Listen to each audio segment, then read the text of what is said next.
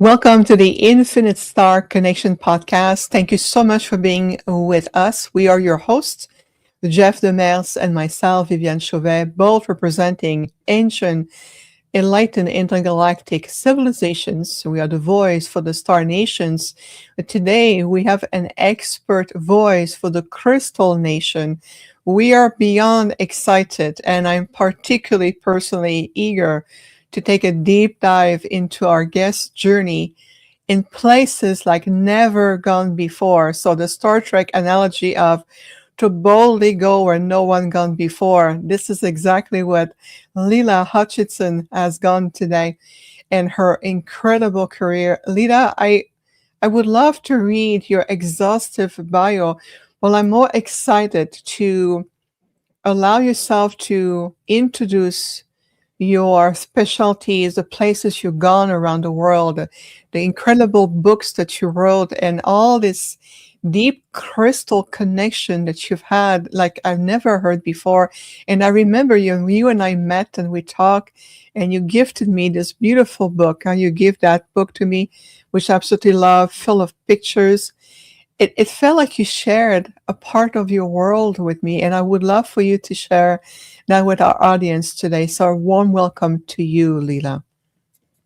Thank you, Viviane. I am so thrilled to be here with both of you. I've been waiting for this for weeks, and to set the tone, I just want you to know in the dream spell of the Mayan calendar, this is the 13 moons. Today is the first day of the new Mayan calendar, and it's red galactic moon.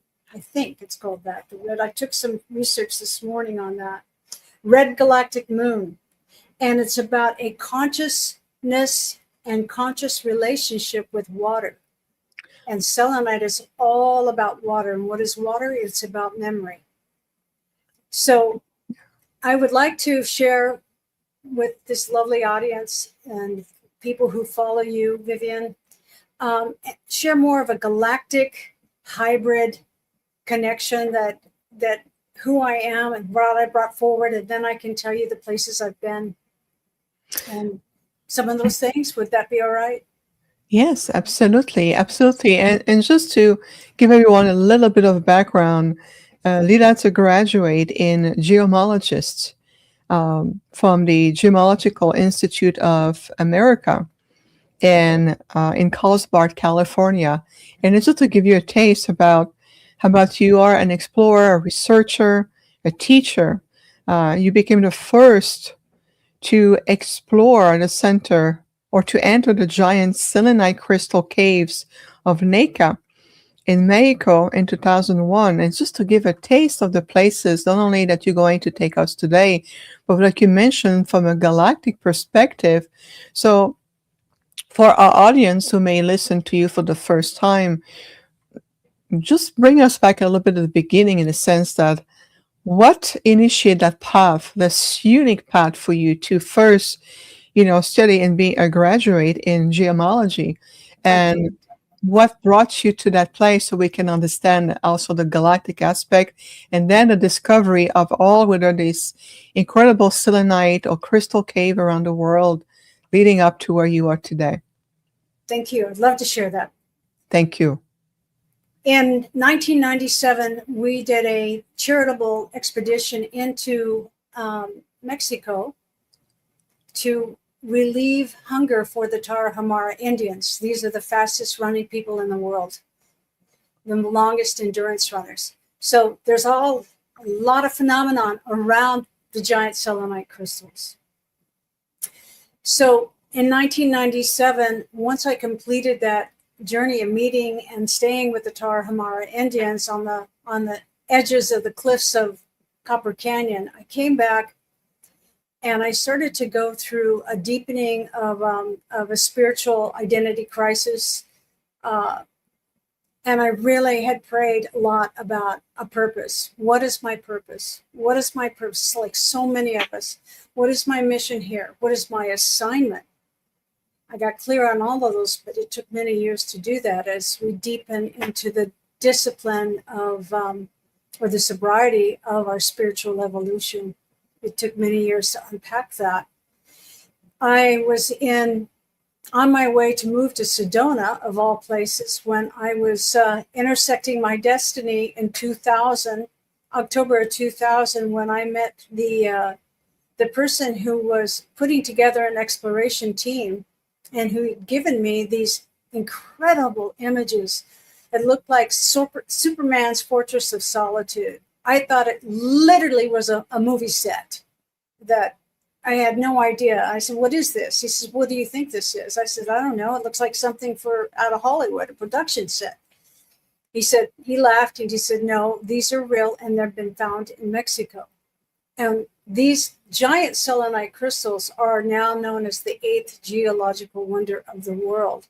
We had never, this is what was happening with the consciousness of humans working together with Gaia. We were waking up to her incredible network of communication with us by showing us those crystals in 2000. Amazing. So he'd given me these images, and I moved to Sedona, which is the crystal capital of the world, as we know, and I never said a word to anyone. I was very humble about that. I didn't brag and talk to anyone about it. I said, "My God, what is this?" I could hardly even believe it. And while I was there that winter, I went into a deep spiritual study, and I would hike up to Chimney Rock, and I would pray, and I would ask Spirit, Source, Creator, what's my mission? What is my purpose? Please help me find that. I don't want to live a life that's unconscious, whatever that means. And 2 months later, lo and behold, I get an invitation to become an explorer on this first expedition team to go into the selenite crystal caves of Mexico from the United States. Now, they had their own geologists and their own mineral teams. La Vinta came from Italy, which are cave spelunkers and explorers, but that was 7 or 8 years later. National Geographic came 7 or 8 years later. Here we are, the very first, no protective gear, nothing. I had a background of charitable work with the Tarahumara Indians. That's one reason why I was acknowledged. 2, I'd been a rock climber. I'd been an athlete. I'd hiked down the Grand Canyon and back in one day, and I did that more than once. I just had a lot of physical stamina. I was an athlete. And that invitation came because they needed people that had that fortification and that strength, right? And that's an inner strength. That's something that's like a rite of passage. That's just not something that happened in this life. It's something that came with me into this incarnation. So that's how I got into the crystal caves on January 23rd.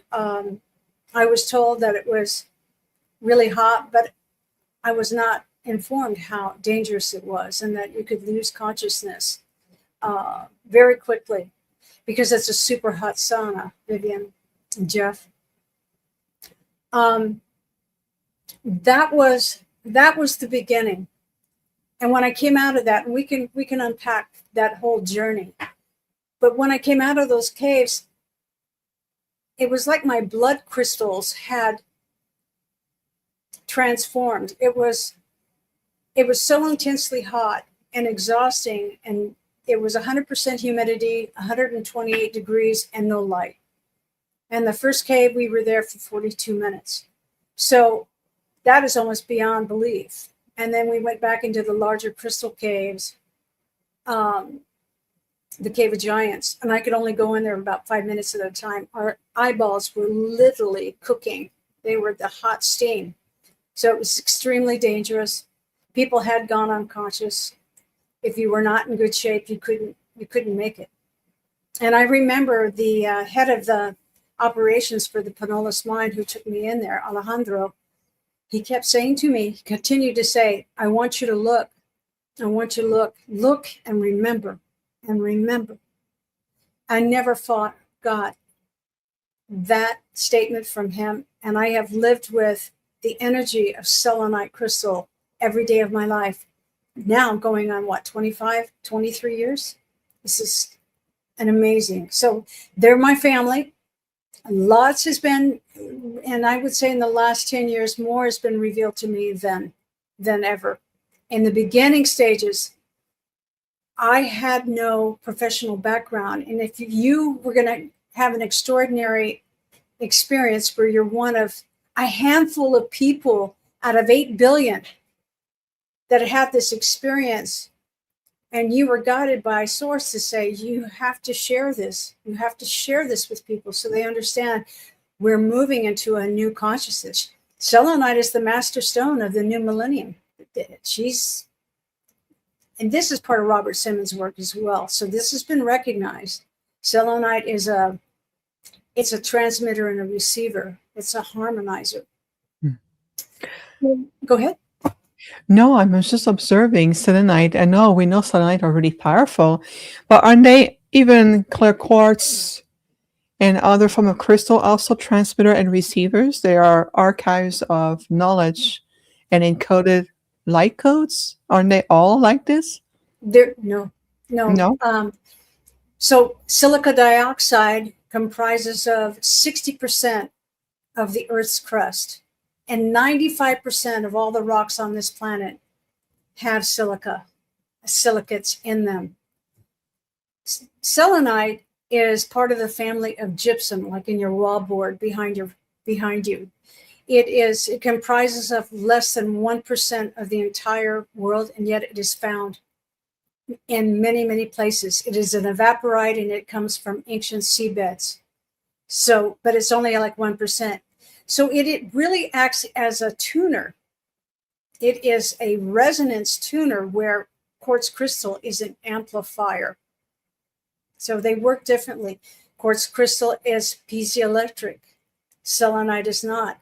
Quartz crystal is a silicate and is found and it could be up to 400 million years old to form.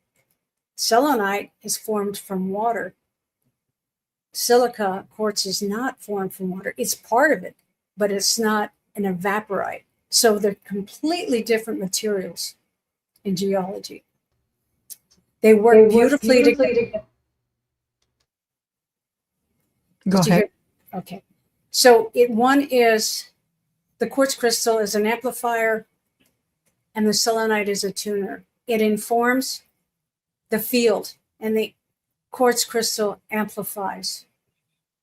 I'm so excited to talk to you about this, Viviane, because of your Arcturian origins and also stewardship, working with Earth, working with Gaia, working with the starseeds in our family here.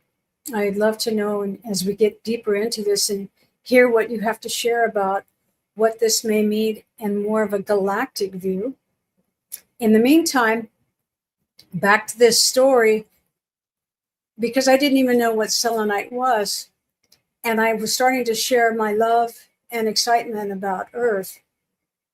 I was met with a lot of challenges from people, and academic and metaphysical. It didn't matter. Most people didn't even believe they were real. They thought I photoshopped it. So I knew at that point when I had presented to the Explorers Club, there was this one very obstinate, belligerent member who really just shouted out like, you don't know anything, and so what? This is no big deal. And I realized I needed to have some credentials. Now, my uncle in Arizona was a diamond jeweler, a diamond dealer. And when I was a little girl, he would show me flutes of diamonds in his home when we would go visit in Phoenix. So I had a path to choose. Did I want to be a geologist or did I want to be a gemologist? Did I want to study the light through gemstones? Leela's Gems is my kind of like my brand, is the divine play of light through gems. So I wanted to study the light. I'd already been a hands-on healer since 1996, and now I have over 8,500 hours of hands-on healing. So I was already tapping in the 90s into light frequency, but I'd never encountered anything like this and didn't really understand it. So on the scientific side, I decided to become and get my graduate gemology certification at GIA, which is the most esteemed, probably gemological schools in the world. so that I could present scientifically to Smithsonian and these different museums. And it got more popular, and it was on Ancient Aliens and the History Channel, and it went on and on. But what I did is I hid behind that. I was afraid because I'd been attacked. And also, as we know, when there's a lot of light, a lot of dark is magnetically drawn to it. So there was many, I would say, I would call them attacks. And because I was getting deeper and deeper into galactic knowledge, forbidden history, and memories were coming back, I was afraid to share it. So I didn't. And so for many, many, many years, I stayed on the scientific side of this, even though I was having these multidimensional experiences since 2000, 2001. I was traveling all over the world with one of my mentors and teachers to stargates, and we were clearing the blockages in some of these, and some of them they returned, but we were clearing these gates so that we could have an easier process of our sovereign right to ascend. And that went back 248,000 years. So I was keeping quiet about all that stuff. And so I moved forward. And then in the last year, I realized I had to not only share 20 years of my research, my contact experiences, but it was time for myself to be completely authentic, to be genuine. I almost want to start crying and share the real knowledge. The real knowledge with certainty, with confidence, knowing that there's nothing to, to fear, in a sense of that it's time, and we are on the planetary level. We are at that point. And you talk about these gates. We understand we also work with those, what's called planetary gates. And those original planetary gates connects to the original human tribes on the planet. And I like what you say about reopening or reactivating those gates to facilitate the ascension process. It's part of the ascension time cycle we're in right now. So I'm glad that you feel confident about sharing, Leela, because you have so much to offer. So much. Thank you, Viviane. That leads me into really talking about and sharing with everyone about my origins. So with those studying with an incredible mentor who had a tremendous amount of reincarnational memory and Earth's history, I came to realize that I am an indigo. I'm considered a first waver, like many of us that were born in the last century, especially in the 50s, the boomers. And the indigo strand of the 6DNA, the sixth strand of the DNA, is the color of indigo, according to the system that I studied many, many years ago with Oceana. And that there were many of us first wavers that came in. Started in the 1900s, I knew 90-year-olds that were completely awake, that were born in the 30s, that were also being frequency holders on the planet. So I knew that's part of my job. My job was to be a frequency holder of a higher vibrational light. And at that time, my assignment was to be a light worker on the front lines. That's where all the attacks came. When we started to awaken into our evolutionary and lineage, our galactic lineage with our star families, there was a lot of attacks. So there was holding that back, silently being a placeholder, and knowing that we came here to do that. It was an assignment. Other generations didn't have to do that. They didn't have to fight to have the light on the planet. They're already embodied with that. The Gen Zers, the millennials, they've come in with activations the way I see it already. They're here to actually do it a frog leap, give us a leg up and take us to the next level of our awakening and our coherence in our ascension. So I really now see that was an assignment, and that assignment is over. We don't have to do that anymore. We don't have to be those frontline fighting for the light. there's already an accretion and a coherence of so many atoms of the planet, which leads me into understanding a deeper level that my connection with these selenite crystal pylons is I am here to unify. That's my purpose. That is part of moving forward and bring us out of polarity in my own way. My own way. And one of the ways we do this is understanding these beautiful selenite crystals hold ancient codes for our ascension. Can I prove it? Can I show it? It's like saying, where's consciousness in your mind? I can't show you where consciousness is, but it's everywhere. It's the same thing. I believe that these beautiful selenite crystals they hold data for our ascension codes. They're pure light. And it's because of water. It's through memory. That's how they hold it. Quartz crystal is different. Quartz crystal, because it holds a piezoelectric pulse when pressured, it is used in satellites and computers and things like that. But quartz crystals need to be cleared from time to time because they work with our thoughts and they store memory in programs in the crystals. So when you go outside, you need to take your crystals, put them in some spring water through sun and moon cycle, whatever that is, and let them cleanse themselves of any program. Selenite doesn't have to have that. It's just pure flowing. It flows. It's about harmony. It's a resonator. So it doesn't hold any programs. That's why they work beautifully together. Make sense? I can absolutely appreciate what you are, how describing some of the functions. I know in our realm of Arcturians, we come from a parallel system. In our realm, let's just say that our master crystals work differently and they have different properties. But from this earth-based perspective, we can appreciate why the selenite had certain, like you mentioned, holding data, pure light, harmonizer, resonators, the water-based energy versus the electrical base. And with I think it's fascinating. Jeff, do you want to make comments, feedback, or questions for our absolutely amazing guest today? Yeah, can you hear me? Am I echoing back or? If just you talk on your own, you're fine. So go ahead, please. Yeah, does selenite oscillate like quartz? No, it does not. Then how would it hold energy then if it doesn't oscillate? Hold on a second. Am I echoing? No. Okay, Jeff, when somebody talk, please mute yourself. Thank you.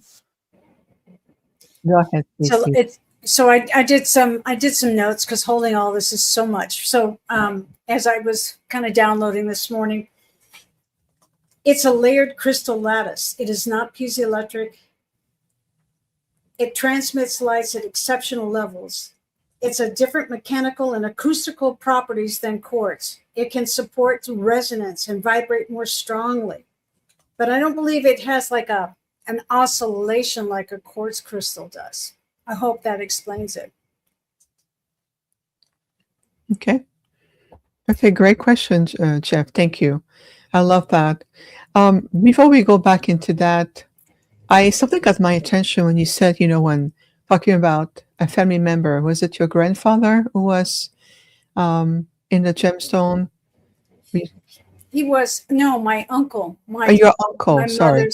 My mother's brother.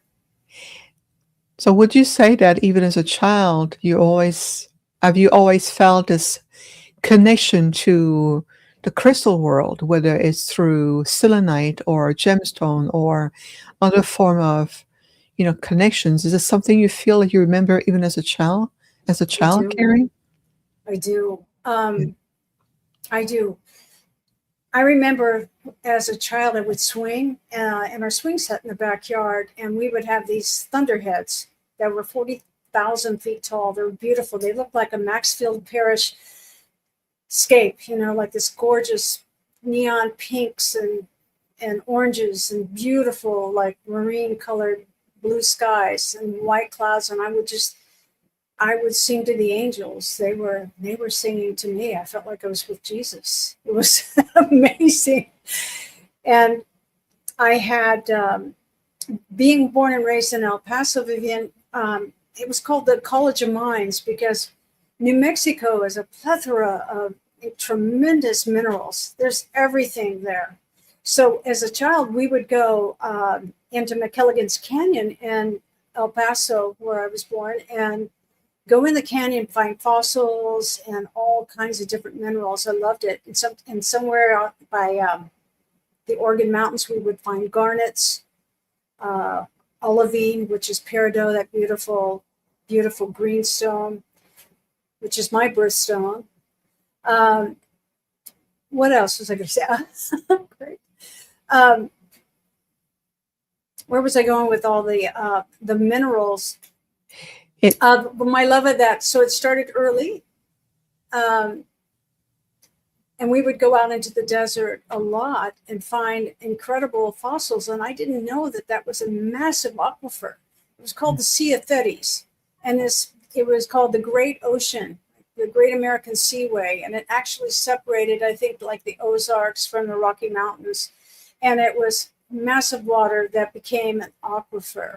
So that's why we found a lot of the evaporites around there, and why like the San Luis Valley and Crestone in New Mexico is one of the massive aquifers in the continental U.S.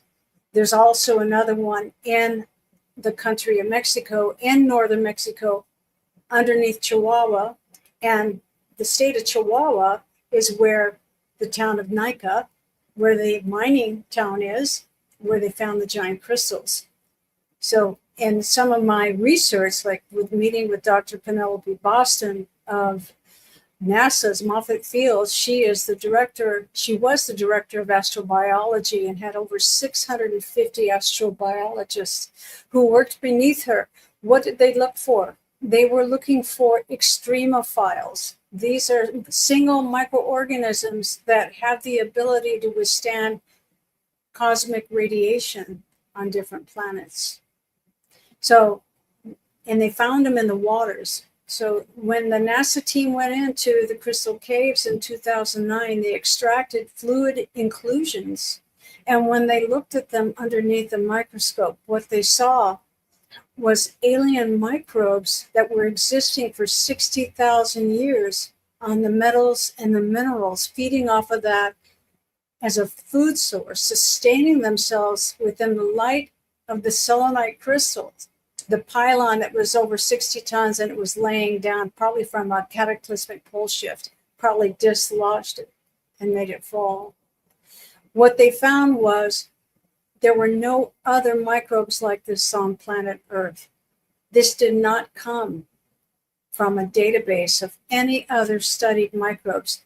And if you're the director of astrobiology with 650 astrobiologists around the globe looking for extremophiles, you know this is the truth. This was alien microbes that had entered into the selenite pylons. Is that amazing or what?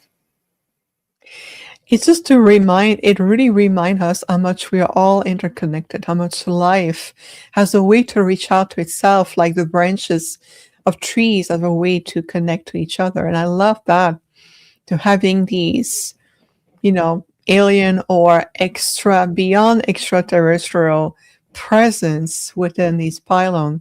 This is incredible. So what happened? Right? So what happened next after that discovery? Oh my goodness. Well, it's kind of like the Mandela effect. I'm just going to bring this in because this is a little bit of a tricky kind of phenomenon. I had a 2-hour meeting with her at Moffett Field in Mountain View, California in 2017 on this subject. And yet later in papers, scientific papers, they called these extremophiles that were never found in another database ancient microbes, but they were described and shared in the original as alien microbes.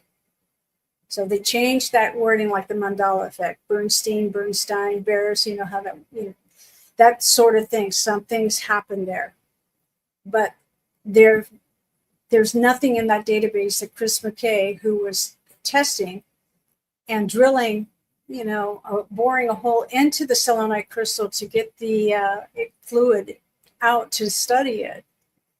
And then they put this in the Mars rover. So they never found anything like that. Very different. So they carried on with that. And they had two expeditions, one in 2008 and 2010. Because they had no idea at that point how these giant selenite crystals had formed. But everything was the right temperature, it was the right time and place. They are 900,000 years old. A conservative estimate is 550 million years old. In some way, as much as 60 tons, 6 feet wide. And they're the slowest growth crystals in the world. They grow the width of a human hair every 100 years. So this is holding lots of memory, right? Planetary memory. Lots of planetary memory, indeed. And then the carbon-based, they said, technically, when were the selenite giants, they're giants who were introduced to the Earth? Like you talk about, some of them are like very ancient, but do we know exactly a little bit in terms of the history timeline? How old are the most ancient ones? Yes, I think so. Just like quartz crystal, like in Atlantis, they had a seed farm. If you look at, I'm going to make a comparison, then I'm going to talk about the selenite, because quartz crystal takes anywhere, and what we understand about timelines, 200 million to 400 million years to form a quartz crystal. Amazing, right? They're so beautiful, so beautiful.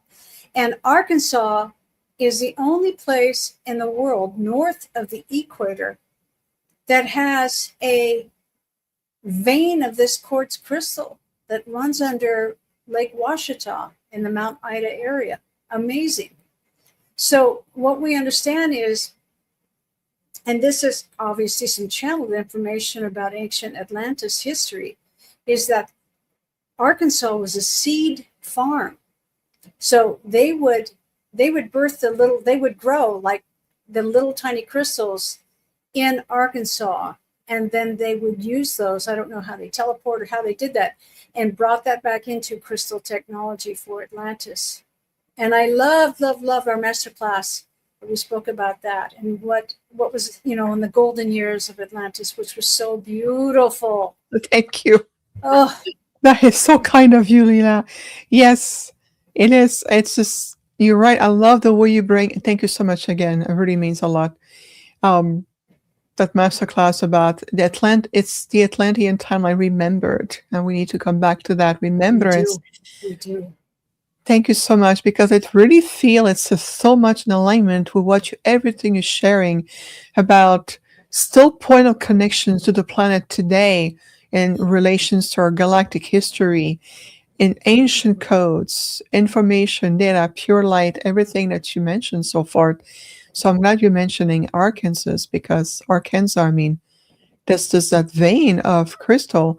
Some people are asking, if I may, is it true that if water come in contact with selenite, it will dissolve the selenite? Yes, it does. It's a number 2 on the Mohs scale of hardness. It's only thing softer than selenite is talc, like what they make talcum powder, talc, and then hydrated calcium sulfate. So this is a sulfide. It will dissolve if it's exposed to high moisture, because the way it was formed was an arid desert, right? It was an evaporite. This is water that coalesced in making minerals. So let's go back to the giant selenite crystals. I'll tell you how they got formed. This is what it took years to find out. And we didn't know. We were just taking incredible images. And I don't even know if we can share a screen, possibly not, but I would show one of the images in a minute. But let's go back to how they were formed. So think about this massive aquifer beneath 200,000 square miles of desert. high desert. And what happened was, probably again through some cataclysmic pole shift, some kind of an earthly event, like plates, something happened to the magma. So the magma in the mantle got pinched. And when it pinched this little bit of magma, it became like a Bunsen burner, and it heated up the aquifer in certain spots. And what happened was, because of the fissures in the bedrock, cracks, that there was a hydrothermal exchange of mineral rich waters that came up, and just like like in elementary school when you would do a scientific experiment with putting salt in a glass of water and watching it evaporate, what happened? The crystals started to grow right off the glass, right off the edges of the glass. This is exactly what happened. In 1910, they found the Cave of Swords, but they were only 3 feet in length. So when the miners went down 1,000 feet looking for lead, zinc, or silver, they punched a hole in the bedrock, and instead of finding veins of that, it was like Swiss cheese. It was a pocket of dark, extremely hot, humid air. And when they flashed the flashlight, they were absolutely stunned when they saw these incredible selenite crystals. You can go onto YouTube. Everything's backlit with a light. It wasn't like that for us. And I think that was because we had those extraordinary images, being the first explorers. I have these 55 rare images that show what it was like in the early days before low technology suits to protect people and backlighting and in a real exploration, because we couldn't do it. It was too dangerous. But that's how they were formed. Now let's go back to Atlantis. So, and the beautiful time of our Earth seedings, which we've had many, and one of those times, and I don't know how many hundreds of thousands of years, it is my understanding, I'll do it like this. Some people say I don't like that either, but I'm trying to get to an origination of where this came from. That it was called the Atlantean Pylon Interface Network. And Atlantis used them as communications, these beautiful selenite crystals. So that's during the time when everything was really evolving and the awakening of humans, and one of those golden age periods of time. Later, they were destroyed. We know that there was this dystopian Atlantean demise, and that these crystals were blown up, not just quartz, but also that network. Part of that was destroyed. I believe these selenite crystals in Mexico are part of that network that still is around. And I believe there's many clusters. If we have hydrated calcium sulfate all over gypsum, which is the family gypsum, all over the world. I mean, it's found all over. It's in Iran, Poland, China. I mean, they're mining millions of tons of this because they use it as filler. They use it for building homes and insulation, lots of different things. Well, of course, it makes a lot of sense that all these clusters of fragments are the reminiscence of the original Atlantean crystals, or the network of it, would be found all over the world. And the regions you describe are part also of the original human tribal connections, or the root races, in connections with the planetary gateways that we talked earlier. So yes, so that's a big yes. I love how you said yes. I do too. May I ask you a question? Oh, you want to? Of course. I'd love to. So we talked about the Arcturians and the master crystals. How do they work with the crystals on Earth? How do they work with selenite? I'm wondering if there's a direct relationship with stewarding, human consciousness here, and bringing us back into, I don't know, I call it like a galactic society. We're evolving into that. I would love to know if you could share with us maybe your perception about the selenite crystals and the master crystals from Arcturius. Yes, absolutely. And I'll be brief because this is more about you, but I appreciate the question. Uh, Jeff and I have a philosophy when we bring a guest, we really want to be there for them. But just quickly, since you're asking, thank you for that, Leela. So again, because we have to think about that we come from a parallel system. So the way we work with the consciousness, or what's called the master crystals, they are very advanced crystalline being, and it takes on forms of giant generators. It can embody maybe the next generation of what selenite will become into, or the clear quartz. They're beyond electrical, they're beyond, water based. They're really, it's hard to describe. They carry the pure frequencies, or what's called the creational code. And those creational codes are completely, of course, in communication through the living crystalline grid of this planet. And therefore, we can understand, like you mentioned, ancient Atlantis or the Atlantean timelines are start to there's a fusion, or there's a reconnection, emergence of the timeline from Atlantis, so we can start to release ourselves from the catastrophe and the disconnect and the miscreation. We need to return into the knowledge of it, and reactivating these fragments to that original network. Of course, it intertwined in the way we also carry through on board our vessel, because we know that the Arcturian vessels, the master vessel, the big mothership, are organic in nature and has a crystalline nature to it, and the way we can project effectively the pure aspect of our thought forms to implement and communicate with that network you just described here on the planet. And what we do is that quickly we reignite the unification of that network, or the remembrance of it, which will echo into our own crystalline template in our DNA, and of course the nervous system of the planet and the ley lines. But what we do is that we also, how could I say that, stimulating that unification to take place. And it's all part of the time, the ascension time cycle. It's all interconnected. We knew, all of us, you knew on a soul level, the crystal nations knew, the Atlantean, they knew, the Arcturian nations we knew, and all others, that when the timeline realigned again, that we were able to do that even more. And here we are today. So coming back to you, Leela, is what I'm hearing from your journey is, of course, at the soul level, you brought all this beautiful design in your soul blueprint and follow it since you were a child, leading up to who you are today. This is phenomenal. Thank you for saying that. How beautiful. And that makes so much sense to me. Yeah. Just how it looks. And I think, again, it's like preparing for this interview today, it was like, I just keep hearing the words over and over again: unify. It's all about unifying. That's what we're here for. A lot of us, right? We're going to bring this. We're I don't want to say humanity is fighting to be free, but we are.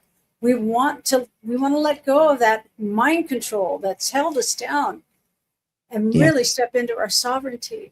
I feel like crying. You are amazing, Leela. Thank you so much. And I feel your energy too.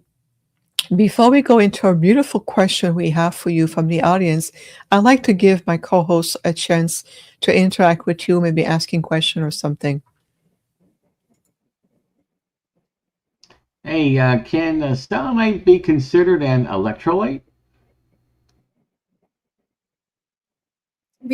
Because it's a salt? You think because it's a salt? That is a very interesting question, Jeff. I've never considered that. I don't think so. I don't know for sure. That would be something to look into.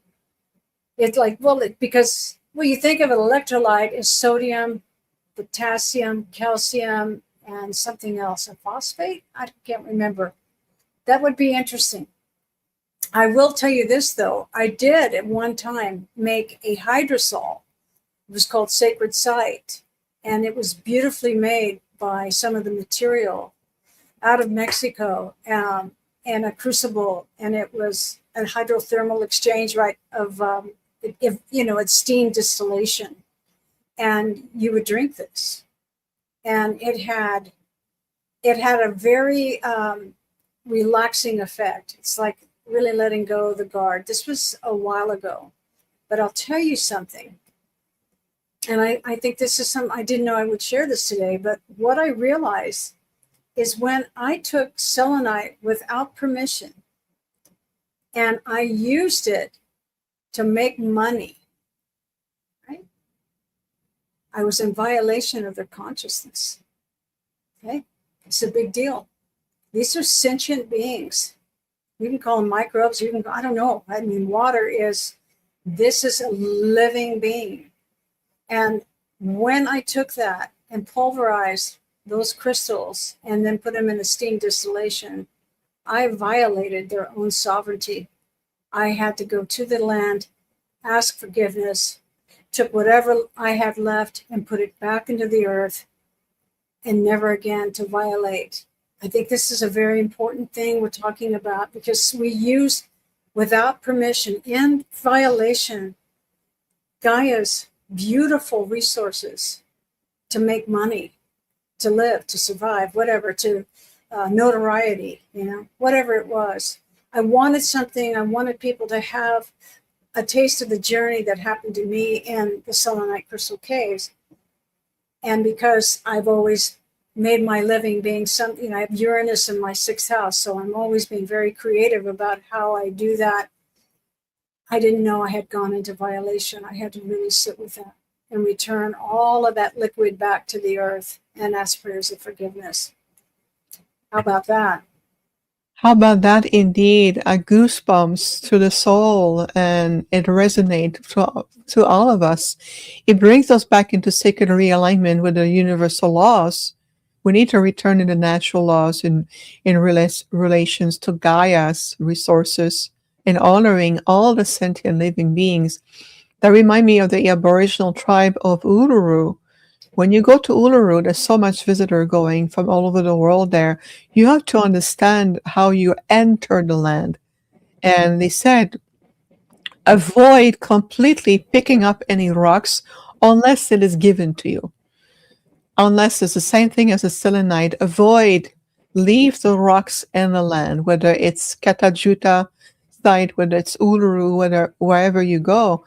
And I remember when we were there a few years ago, at the end of our journey, we were such of service that we were at a sunrise ceremony outside Uluru and a kind of a little rest area. And I walked and I felt a rock between my feet. And I said, well, I can't pick you up. I'm not allowed. And I heard the land voice, a collective of ancient voices come to me, and they said, and I'm going to cry about that myself, is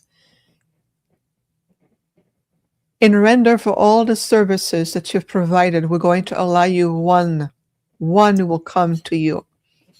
One. And I said, is that the one by my feet? They said, yes, that's the one who volunteered. And I said, not that volunteer, but who volunteered, because it's a being. And I pick it up, and it was small, can fit in the palm of my hands. And I said, are you certain? Because I had other people looking at me like, what you doing? And I said, I'm in communication right now. Let me ask again. And they said, yes. In exchange for all the service, what you've done, we're going to allow you this one rock. And that's the one who volunteered to come back. So I live in the desert of Arizona, the ancient grits of Arizona, which is also very connected to ancient Egypt, the golden timelines, and other ancient Aboriginal tribes. So the rock is here with me in a sacred pottery made by Hopi artists, so honoring the indigenous. It is inside of that pottery made by the Hopis. And I told the rock, this is your home. Please connect and continue to vibrate to the collective of all the rock nations and what you represent to the grids.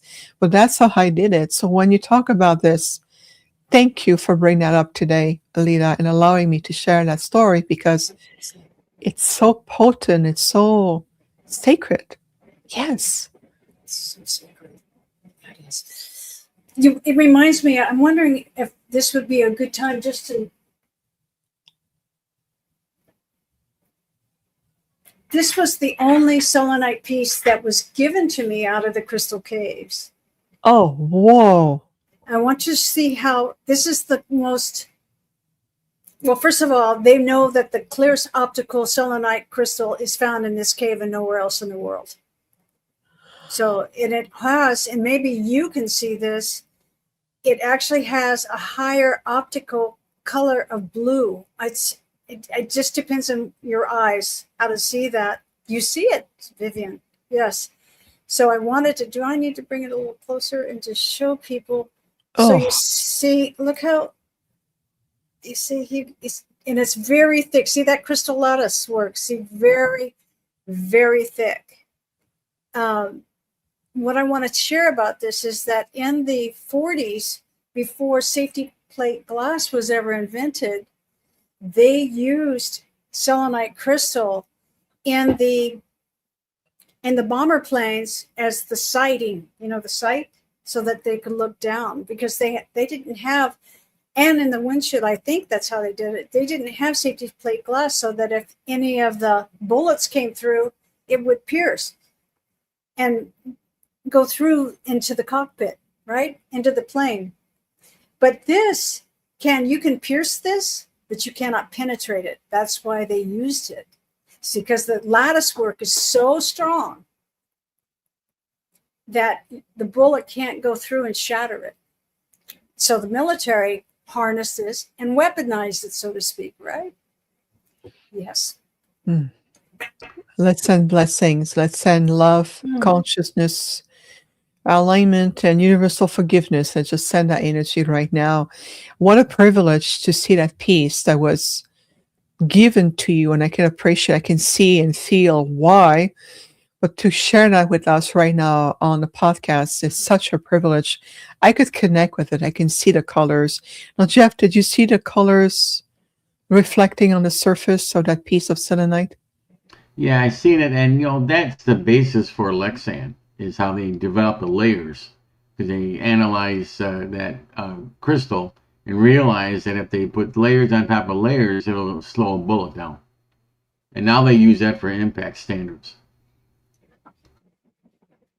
Interesting. Yeah. Yeah, thank you, Jeff.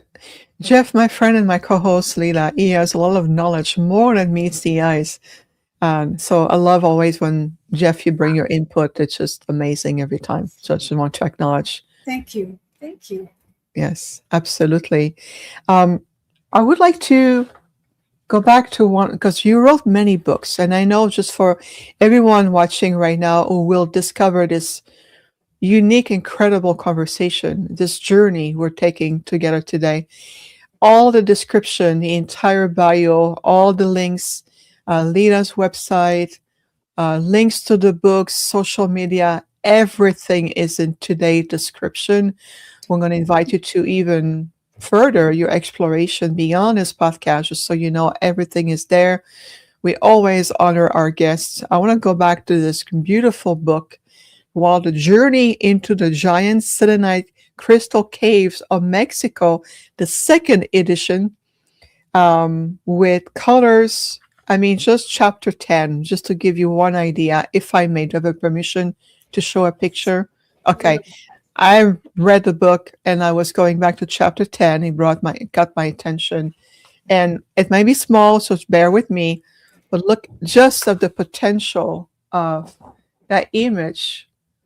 You can already feel, the energy of it. I mean, right, Viviane, the blue color, the optical blue that came yes. through. Mm-hmm. See? And this is just one aspect of the book. Easy to read. It's just a delight. Again, thank you for this gift that you gifted me. Plus, with the dedication that you wrote, it means a lot. But again, all the books, because you wrote more than one, but this is just two. Oh, two. Okay, but still, you wrote two, but this is the second edition.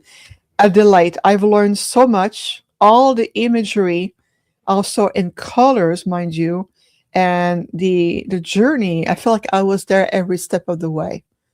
And the obvious question, and I know it's a yes already, but I just want to ask, with all your expeditions and the connections, have you received messages directly from the selenites or the pylons?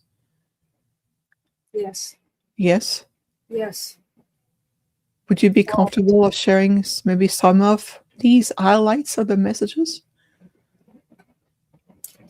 They, first of all, yes, I'd love to. They were alive, and the images in the crystal caves, you could feel something was looking at us. Some things were looking at us.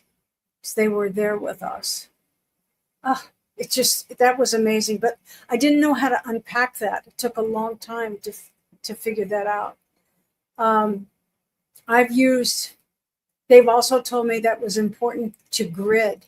So I've done many workshops and retreats, and where I've gone to places to regrid the land, like a lot of us do. A lot of us are grid workers. I get that. But working with the selenite, it's like you become the selenite. So in a group, we cleared the grids because it's pure light. So we anchor that in. So they were showing me how to do that. That's a whole nother story, right? But they've given me messages like that.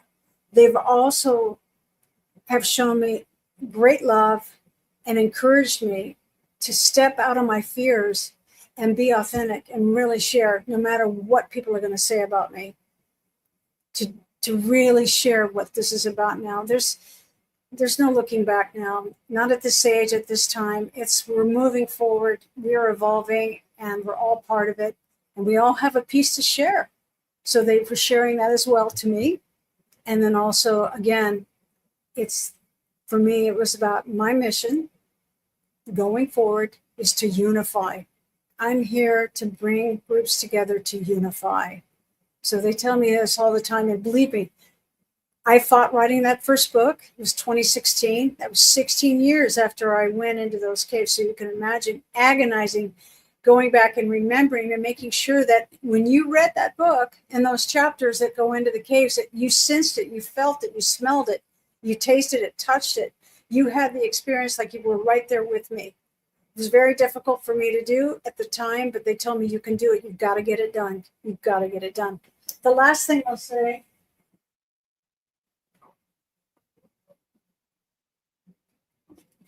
this book, is it backwards? I don't know. Is it mirrored backwards? No, I can see a little bit. Okay, contact. Yeah, we can read it. Yeah, in the Chihuahua Desert. So this is the selenite White Sands Missile Range out there. The full moon, which is the moon goddess in Greece for selenite. Her name was Selene. She was named after that. Selenite was named after the moon goddess Selene. This book is the 20 years that they guided me into the desert to make the connections between all the phenomenon, the high strangeness, and the mysteries. And this book just came out in August of 2025. And it looks like it's coming into right on time, especially with the UFO papers being released now in a tranche of papers from our government going back to the 40s. There's so much history that's happened in the Chihuahuan Desert and amazing connections like Tarahumara crystals that are the running people who worked with Pancho Villa in the 20s, and how he used selenite crystal as a protector from the wisdom elders. So lots and lots of different information about that. And that took a long time of many, many boxes of notebooks that I went through and said, this is finally time to be done with that layer of the third dimensional sort of context and move now into this galactic piece of remembering who we are and this rich history we have and where we're moving into our evolutionary lives. 100%. You can tell, and we all working in that direction.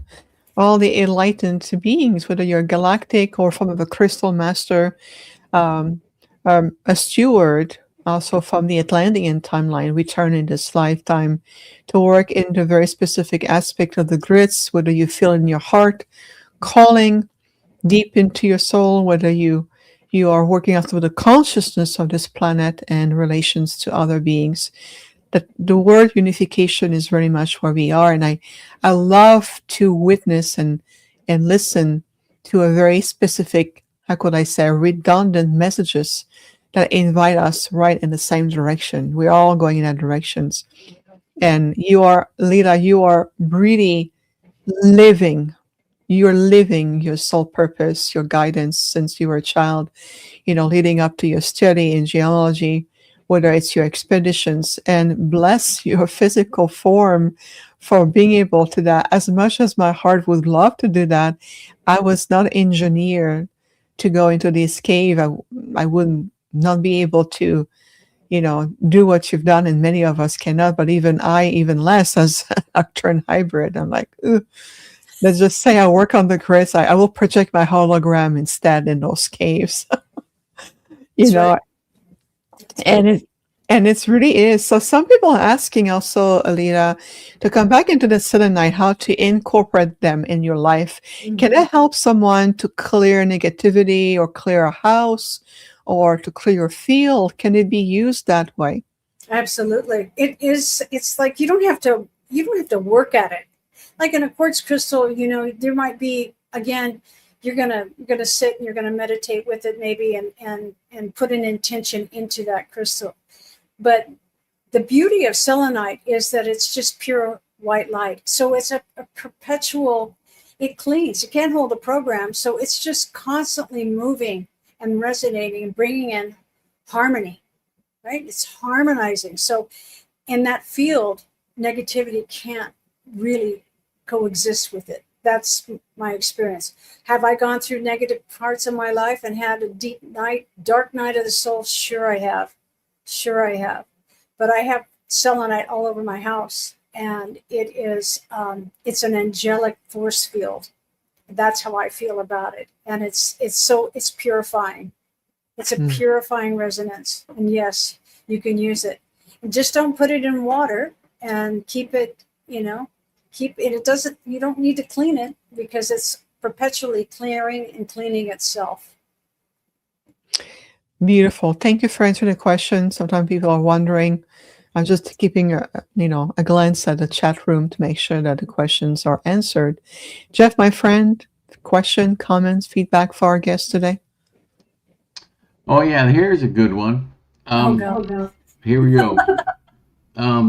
Lost civilizations that were here and gone, especially in Mexico, Chaco Canyon, all around them. Okay, all of a sudden they were just gone. They may have gone underground. Do you think that maybe that the selenite picked up one of them conscious of these people, and it's just been everlasting, predominant, stuck inside of the selenite? No, you mean like picked up the records? Yeah. Yeah, they're record holders. They can do that. I think they have. I think they have gone underground. Some of these. You're talking about these prior Earth seedings, these cycles. Yeah, it's really pretty fascinating, isn't it? Very possibly. Yeah. I think they're. Why wouldn't they? Why wouldn't they hold? If these are data, these are time capsules that hold our ascension codes. Did we, as a collective, contribute to that in that memory in the water? Did it hold that from other civilizations? It's a good question. And I wonder if that could be part of the sentient part of that. Are we instilling our Ingrams onto a stone? Well, again, because this is water, there's so much to say about what happened in this desert. Yeah, we are water anyway. We are water, and we hold memory as well. But you have to think about some of these microbes that are there. They came not from our planet. Here's something else that happened. The Allende meteorite. Are you familiar with this meteorite that fell? This had the building blocks of our universe before our solar system was even developed. They found these calcium aluminum inclusions, I should say, chondrites that were in this meteorite. There were over 2 tons of this that fell into the zone of silence. All right, because what was attracting it? Was it the water? Was it the magnetite that drew it in? It magnetized it in. Was it memory? Like, what would pull something so massive, 2 tons that exploded, that actually had the building blocks that were older? They were 4.7 billion years old, and our Earth is dated to be 4.3, 4.4 billion years old. And when they dated this meteorite, it was older than our Earth. What would create that? What kind of consciousness would bring that? Was it in the stones? Was it another civilization? Who knows? Who was here 4.7 or 4.3 billion years ago? I don't know. These are questions. I'm not sure. Well, the zone of silence is actually a nuclear waste dump. That's why nothing works around there. That No, they I've never bury heard. nuclear waste. Yeah. Is that Trust- because of the new suitcase bomb nuke that they exploded there after the Green River missiles? The Athena rockets were there that crashed there. Okay, unmute yourself, please. There you go. Yeah, this was actually done in the late 40s, and they used that area just for nuclear waste. They exploded a lot of stuff around there. That's why nothing works around there. Because I had thought it was like some sort of a mystical alien thing, but it's actually was just a waste dump. That's why. So. Did you not hear about? Scientifically, it has a massive cache of magnetite in the soils. Yeah, that's just a byproduct of it all.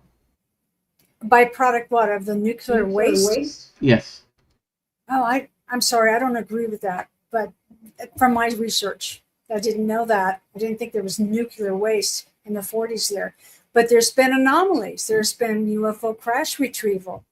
The Roswell, Mexico. The Mexico's Roswell that was there in the Chihuahuan Desert that crashed with a UFO colliding into a single prop airplane from El Paso. Did you hear about that story? I have read about it, but I didn't research it. Well, 24 Mexican military soldiers were found dead at the site as they had loaded a UFO craft onto there was a convoy, and it was a flatbed, and they were taking it.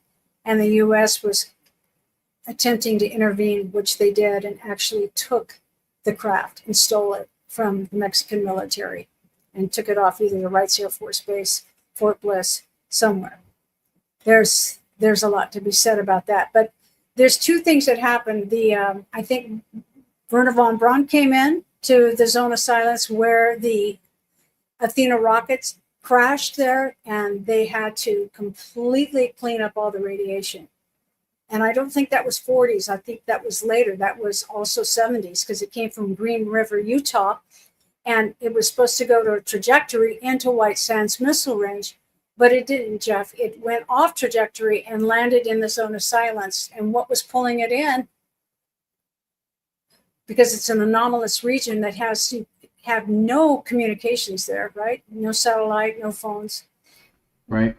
The understanding was that it was magnetite that had pulled it off its trajectory and landed there. They came in and did a suitcase nuke bomb to clean and clear all of that out. And then they came in and took all the soils and took it all away. And Werner von Braun was in charge of that project. Fascinating stuff. Okay, I'm going to have to mute your microphone again, Jeff. That's too much echo. Thank you. Well, fascinating. Let's continue into higher space. Can you hear me? I like that. Yes. Okay, perfect. Well, we have a few questions in the audience. Is it okay? I'm going to explore them with you. Yes, ma'am. Thank you so much. Well, coming back into the meteors that you're talking, the meteorites coming to the planet, carrying the building blocks, whether the solar system, the Earth before even its formation. Someone asked, is it not the same with Moldavites in terms of carrying, extraterrestrial or interstellar coding into them, the Moldavites? I don't know if they're older than our solar system, the Moldavite, but I think it's a tektite, and I think that's younger than the forming of the Earth. I think Moldavite is younger than 4.3 billion years old. Okay, beautiful. Thank you. Love the answer. Thank you so much. Ellen is asking, how do we know the crystal we have were sourced positively with Gaia's permission? Well, that's a good question. Most of the selenite is it's satin spar. Here's someone that gifted me a satin spar, polished, and then made a wand out of it with sugilite. Isn't that beautiful? Yes. Most of the satin spar comes from Morocco. That's why when you go to Tucson, Arizona, and you go to the rock shows, you'll see plenty of this. It's one thing I love about Mother Earth, that this is so plentiful and cheap that they can't charge like you can for a single point quartz generator, like millions and millions of dollars for that, which is crazy, but they do. Joanne Walton in Arkansas, Fayetteville, in her museum, she paid like $6 million for a beautiful single quartz that was probably single point. I don't know how much it weighed, maybe 400 pounds.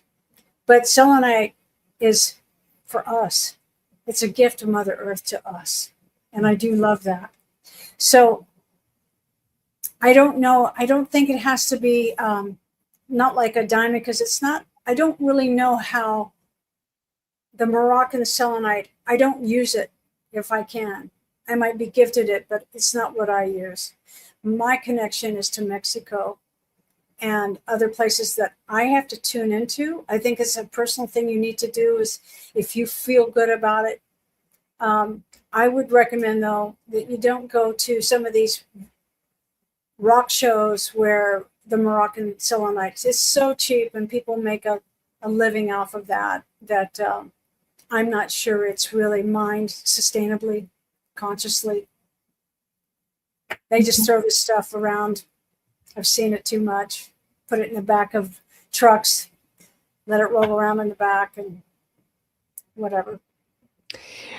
And you're making a good point in terms of anything on this planet, whether it's minerals, whether it's resources, whether it's, coconut, bananas, how the animal kingdom is overused in this honorable way, whether it's the land overbuilt upon, and all of it.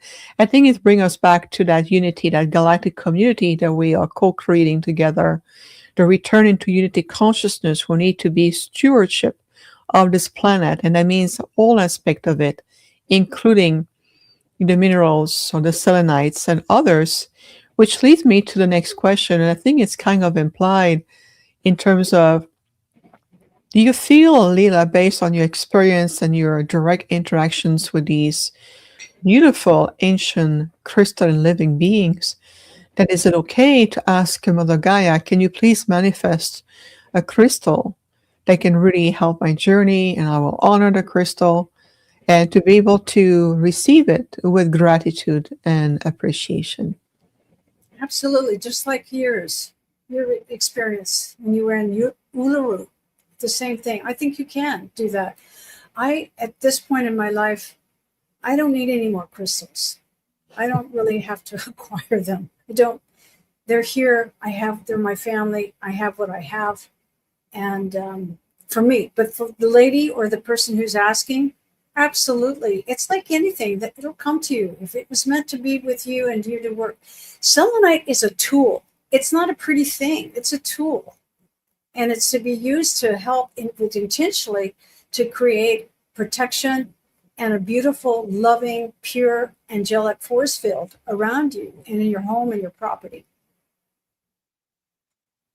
Beautifully said. Thank you so much, Leela. Thank you again, everyone. All the links to connect to Leela's or website, books, and others are in today's episode description. So please go back to today's episode. The description has all the links. I make sure that we have everything there. You can easily, whether you want to purchase the books, including the one that just came out in 2025. I love this one too, the second edition. I just enjoy it so much. It's on my desk with me, and I can feel the energy as if I'm still traveling with you. Because there's no time, there's no space. It's still unfolding, even as we speak, wouldn't you say? Oh, it's just been so beautiful to be with you both. This resonance is so deep for me. It's a genuine connection and communication that I so appreciate and love. I'm looking forward to seeing you in September. I'm very excited to be there for your retreat and to share more and be with everyone. Yes. Thank you. Incredible. So excited as well. And being a sacredness. And I love how you are reminding us, even at the time of Atlantis, and whether it's Lemuria, whether it's all the sacred phase of the Earth evolution. And we talk about Earth as also its own crystalline archive. So wouldn't you say that the Earth archives are interconnected to the selenites, the one that you explore in Mexico, deep in the caves, and the one you just show us on the screen? Yeah, I believe so. Definitely. All of Earth's history. Absolutely. And there's more clusters there, which is so exciting. We just haven't found them yet, but they're there. And there could be, I call them like selenite crystal temples inside the Earth's crust that may be, again, connecting and creating, resonating, transmitting and receiving of data. The old stories go back. I'm going to say old because they're 25 years old for me, is that these were monitors at one time when we had a collapse of a seeding and Sirius came in and used, maybe even helped form and create these selenite crystals as for data on the Earth seeding. They needed to accelerate the next experiment of Earth seeding. So what did they do? Did they make it more of a tropical environment where everything accelerates, in growth? But there are stories that they came and that the guardians from Sirius came to oversee the development of another Earth seeding, humanity seeding. Oh, yes, for sure. The Syrians were very involved.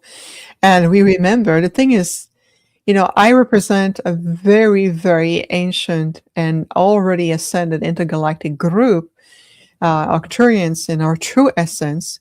So we remember everything you spoke of, you mentioned, I remember it from an Arcturian perspective. And the Syrians have always been very engaged into the seeding, along with the Lyrans and their High Council, the founder races. And something you mentioned earlier, Leela, we talked about how traces of, foreign beyond this planet, traces, whether it's meteorites, whether it's within the ancient selenites, all of it, and how the transmission can come about. Well, we remember a time where part of our crystal council expert were beaming through the planet, the early stages of the Earth. And that was even before Atlantis, that was before Lemuria. And we were beaming out to these almost like, it looks almost like a fiber optic of transmission that contains very specific crystalline codes. And they were brought back to the planet from another planet. And we remember the time when Mars was very, very similar to the Earth, almost like a twin. And Mars was shifting into a high level resonance It's a long story. I'm not going to go there. But I remember part of our crystalline console expert beaming these filament of light through the earth crystalline grids and bringing out these crystal code to make it simple. But I remember that. So there's a lot of galactic memories that I was reliving as you were walking us through your journey. This is how interconnected we are. Isn't that incredible? It's incredible. It reminded me of when you were talking about like these strings or lines of this crystalline light, like neutrinos. You know how neutrinos go through everything. So something like that was encoding the earth. So beautiful. We're so ancient. We go back. Would that be considered a panspermia? You talking to Viviane? And you too. When they do that with the light codes, would that be like panspermia when they try to seed life in different parts of the universe? You mean on the earth? Yeah. Possibly. Yeah. Why wouldn't it be? Before it all broke up into 7 continents? Yeah. What a time. Thank you, Jeff. So we have about 8-9 minutes left. I'd like to invite you, Leela, maybe to a final words or maybe a message, something. I know that it will be impossible to extract everything from your incredible life journey, which continues. But from what you have seen and experiment, and then especially today, acceleration, what would you say a message also from the selenite nations and the crystal nations would be in today's acceleration and movement on the planet, or something that your heart maybe inspire you to maybe share with us, even from the galactic maybe? I think their message today would be for all of us, because if it's for me, it's for you, and we're one, is to know you're loved, deeply loved. We are safe. We are here to connect, to explore. I'm an explorer. Viviane, you're an explorer. Jeff, you're an explorer. Many of us are. So continue that curiosity. And that the message is we are here as placeholders, frequency holders, to help unify this beautiful global population that we are, coming to a heart coherence. Selenite crystals are here to hold structure, frequency, and resonance, working beautifully with the quartz crystal that amplifies the messages here. And I have to say it over and over again. We're here to unify. At this time, that's our walk moving forward and continuing on. And so it is. And I'm going to invite everyone tuning in to Leela's message right now and to feel the echo, almost like I'm seeing waves, sound and light waves expanding from that deep message, and to really integrate that today.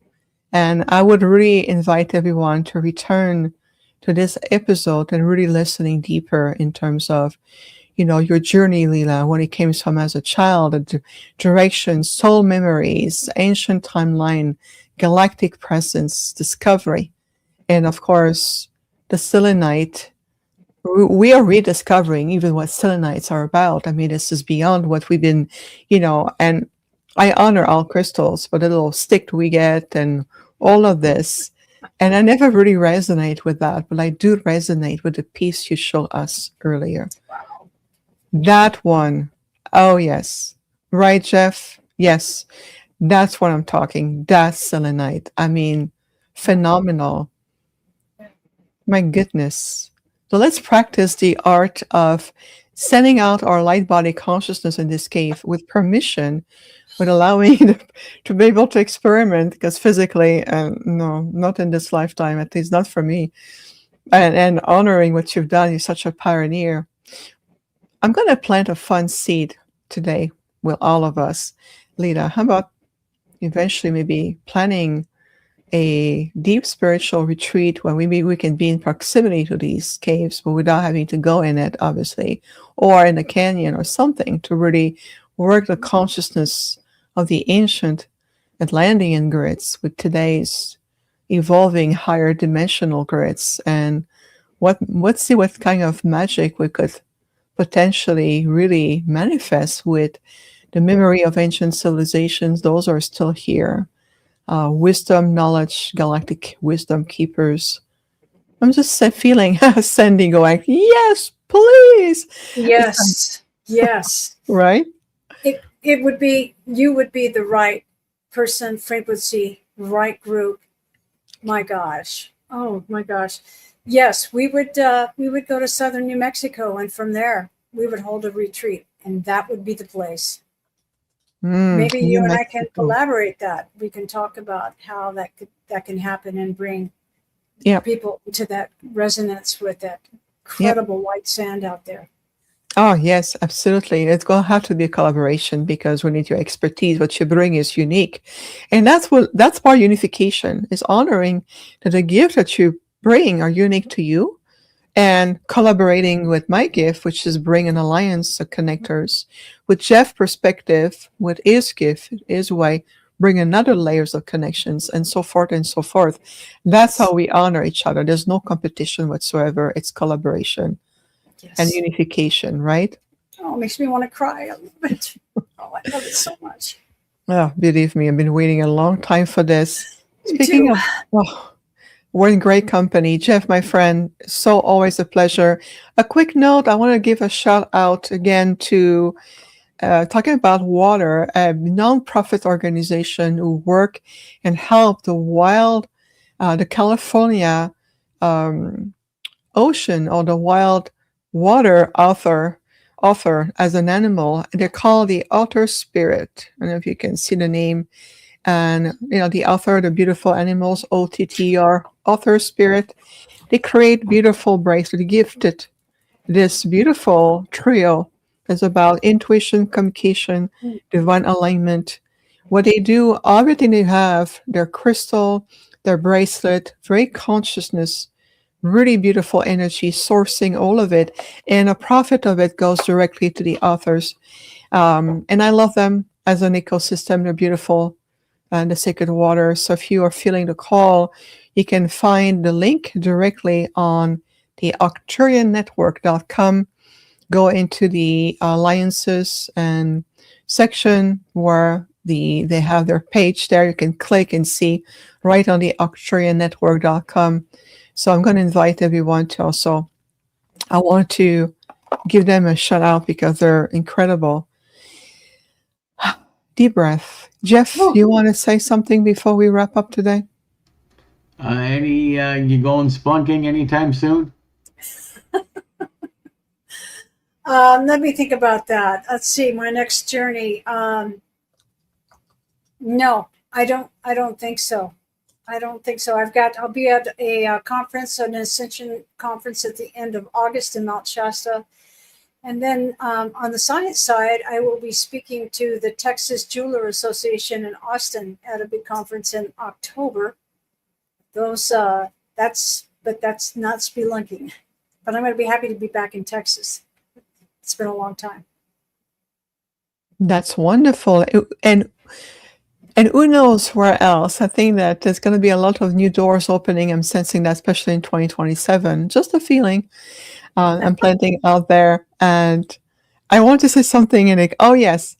So because the Arcturian University, we're hosting our Lionsgate retreat, which will be open to the public from on the live stream. You can always register for the live stream directly on the website, Arcturianuniversity.com.